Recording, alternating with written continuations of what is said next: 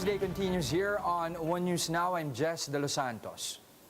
Davao City Mayor Sara Duterte is the most preferred presidential pick for the 2022 elections. That's according to the latest survey by Pulse Asia. Based on its September polls, Pulse Asia said 20% of Pinoys are expected to support Duterte's possible presidential bid. She's followed by former Senator Bongbong Marcos at 15%, Manila Mayor Isko Moreno at 13%, and Senator Manny Pacquiao at 12%. Senator Grace Poe and Vice President Leni Robredo came in at 5th and 6th places respectively. In the vice presidential race, 25% said they would vote for Senate President Tito Soto as the next VP. Trailing him by a wide margin are President Duterte, Moreno, Marcos, Pacquiao, and Senator Bongo. TV broadcaster Rafi Tulfo is a top senatorial choice among respondents for next year. He is statistically tied with ex-House Speaker Alan Peter Cayetano in the survey rankings. Others seen making the top 5 are ex-Senators Cheese Escudero and Loren Legarda, Mayor Moreno, and Senator Pacquiao. Completing the preferred senatorial top 12 are Senator Ping Lacson, Bongbong Marcos, TV host Willie Revillame, Public Works Chief Mark Villar. Senator Richard Gordon is looking to run either as president or for another term in Senate in next year's polls. Gordon told One News's Agenda that he will finalize his decision by October 8, the last day of candidacy filing. Gordon says the Philippines is in need of good leadership, especially in this pandemic. I'm still available for re-election as a senator. And I can run for president. That is something that will have to be decided not now while I'm in the middle of this brouhaha na nahihirapan ng mga tao. Gordon also renewed his call for President Duterte to explain his connection to Pharmally. He says irregular transactions as big as that secured by the pharmaceutical could not have proceeded unnoticed without backing from higher-ups. Malinaw eh. Talagang the connection is tuloy-tuloy hanggang sa dulo. At hindi mangyayari ito nang walang master na nagkumpas with the help of his Chinese friends. Yun ang problema ko. The Pasig River Expressway or PAREX project continues to receive criticisms from the public. For the details, Shaila Francisco is reporting to us live from Manila. Shaila, what are the concerns raised regarding this project?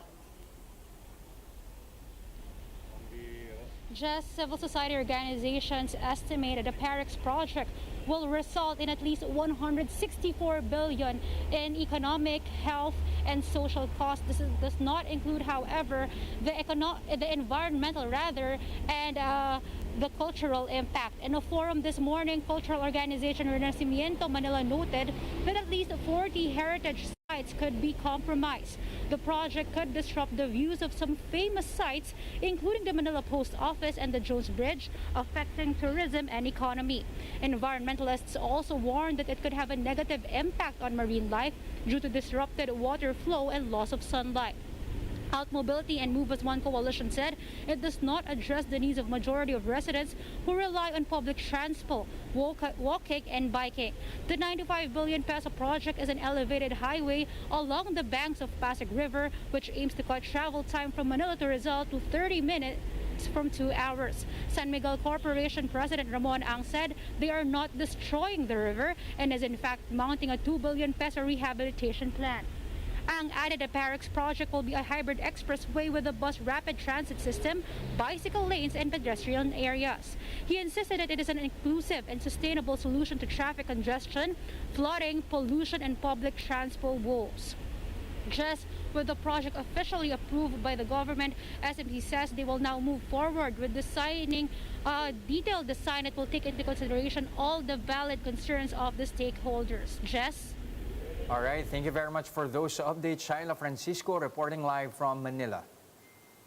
More stories after this short break. Stay with us.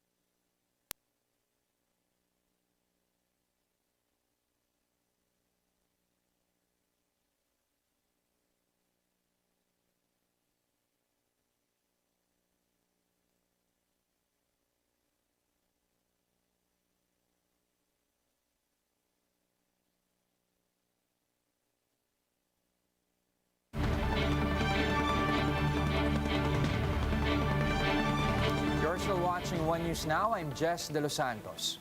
Senator Manny Pacquiao has officially announced his retirement from boxing after a stellar career. The 42-year-old Pacquiao posted a 14-minute video to thank those who have been part of his boxing career. Before entering politics, Pacquiao first made a name for himself in boxing, defeating a series of opponents that ranged from Oscar De La Hoya to Shane Mosley. Throughout his career, Pacquiao garnered a 62-8-2 win-loss draw card, including 39 knockouts. He is set to run for president next year under ruling party PDP Laban. As I hang up my boxing gloves, I would like to thank the whole world, especially the Filipino people, for supporting Manny Pacquiao.